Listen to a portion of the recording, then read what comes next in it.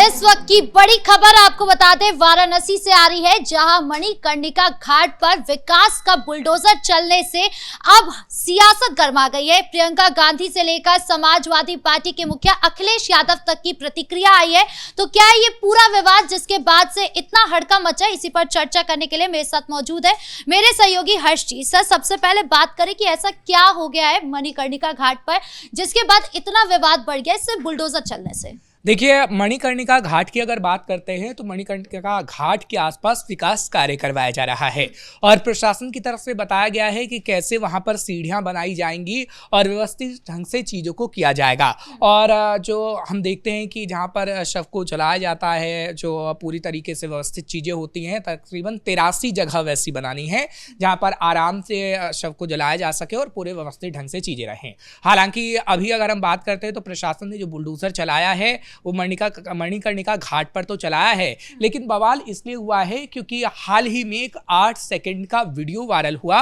उस वीडियो में खास तौर पर यह दिख रहा है कि कैसे अहिल्याबाई की मूर्ति गिरी हुई है, कई ऐसी मूर्तियां नजर आ रही हैं, तस्वीरें भी दिख रही हैं, जिसमें कहीं ना कहीं सवाल उठ रहा है कि आखिर क्यों इन मूर्तियों को तोड़ा गया है। बवाल इसी को लेकर है। हालांकि सियासत की हम बाद में बात करेंगे, लेकिन प्रशासन इस पर क्या कहता है और वहां पे जो लोग मौजूद थे उनकी तरफ से क्या कहा गया है वो अपने दर्शकों को बताते हैं।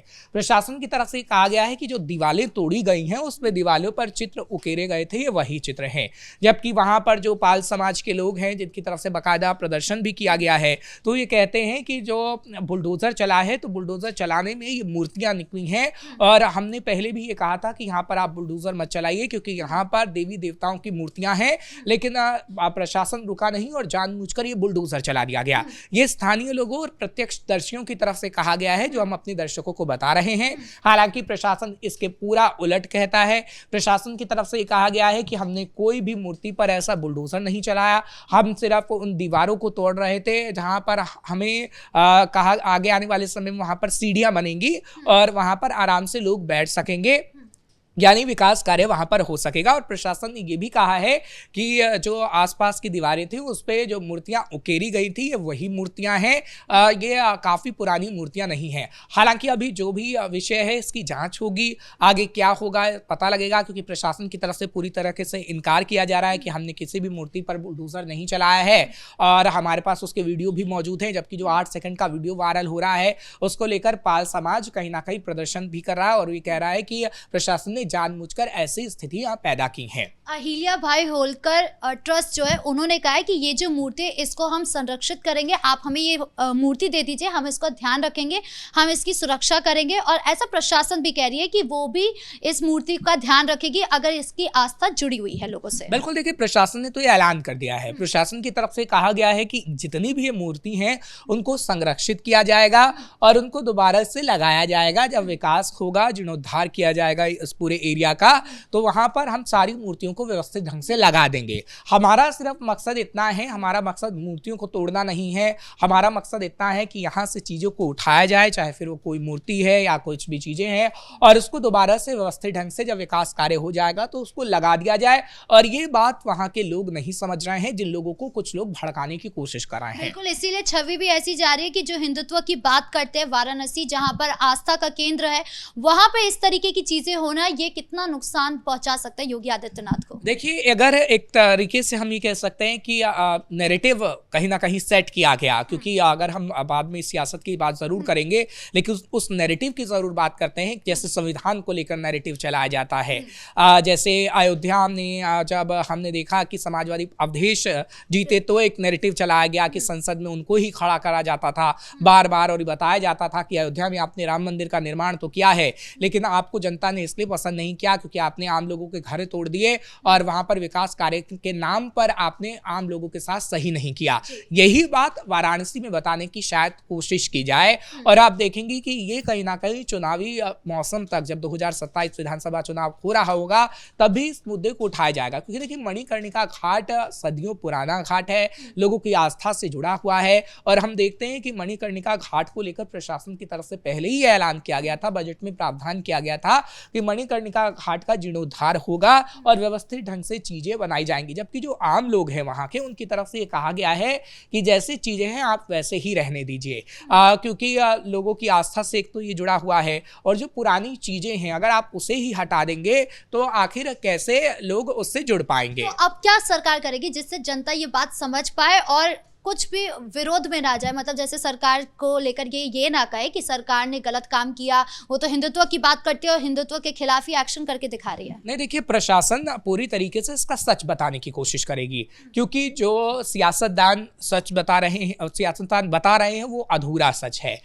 जो हम देख रहे हैं कि कई वीडियोस वायरल हो रही हैं, क्योंकि सोशल मीडिया का ज़माना है। एक वीडियो 8 सेकंड की है, एक वीडियो 16 सेकंड की है, कुछ लोग कुछ बात कह रहे हैं, कुछ लोग कुछ बात कह रहे हैं। तो जब तक पूरा सच कहीं ना कहीं पता नहीं लगेगा, जब तक लोगों में ये आशंका तो रहेगी ही कि देखिए कैसे इसको तोड़ा जा रहा है, कैसे अहिल्याबाई होलकर की मूर्ति को क्षतिग्रस्त किया जा रहा है, तमाम ऐसी बातें हैं। तो बाकायदा ये कहा जा रहा है कि प्रशासन की तरफ से इस बाबत पूरी जानकारी दी जाएगी, एक प्रेस कॉन्फ्रेंस भी की जाएगी और बताया जाएगा कि आखिर वहां पर क्या क्या हुआ है, क्योंकि देखिए अब इस पर सियासत भी काफी होने लग गई है। अब बात करते सियासत की। प्रियंका गांधी का बयान सामने आया, उन्होंने साफ तौर पर कहा कि वाराणसी को मिटाने की कोशिश कर रही है अब योगी सरकार। देखिए, प्रधानमंत्री नरेंद्र मोदी का संसदीय क्षेत्र है वाराणसी, इसलिए चाहे प्रियंका गांधी वाड्रा हो या फिर अखिलेश यादव हो, वो मैदान में आ गए हैं। आपने सही बात कही कि प्रियंका गांधी वाड्रा का बयान सामने आया और उन्होंने कहा कि देखिए कैसे हिंदुओं की आस्था के साथ खिलवाड़ किया जा रहा है। समाजवादी पार्टी ने तो ये कह दिया कि भाजपाई सिर्फ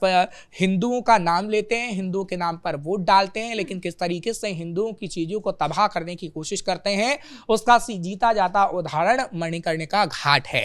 ये समाजवादी पार्टी के कई नेताओं का ऐलान आया, अखिलेश यादव खुद इस मुद्दे पर बोल रहे हैं, प्रियंका गांधी वाड्रा इस पर बोल रही हैं। यानी प्रधानमंत्री नरेंद्र मोदी से लेकर योगी आदित्यनाथ को पूरी तरीके से घेरने की कोशिश हो रही है।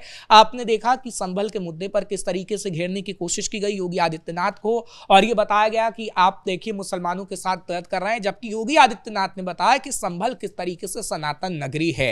योगी आदित्यनाथ की तरफ से बताया गया कि कितने कूप खोजे गए, कितने मंदिरों को हमने देखा जिस पर ताले लगे हुए थे, और एक एक डिटेल उन्होंने विधानसभा के अंदर दी है।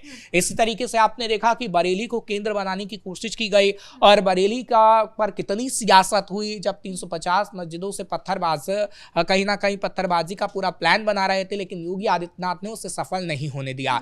तब भी उस पर राजनीति हुई। अखिलेश यादव से लेकर हमने देखा कि कांग्रेस के कई लीडर मैदान में आ गए, और अब कहीं ना कहीं वाराणसी सियासत का एक बड़ा केंद्र बन सकता है मणिकर्णिका घाट को लेकर। हाँ, अभी हमने देखा है कि अभी उस पर बुलडोजर एक्शन नहीं हो रहा है। जो चीजें थी हमने देखा कि बुलडोजर एक्शन हुआ, तो वहां पर अब जो पूरा मलबा है उसे हटाने का काम चल रहा है। एक सवाल ये भी उठता है कि सियासत वही लोग कर रहे हैं जो बार बार हिंदुत्व के खिलाफ बोलते हैं, हिंदुत्व के अलग जाकर कुछ बातें बोलते हैं।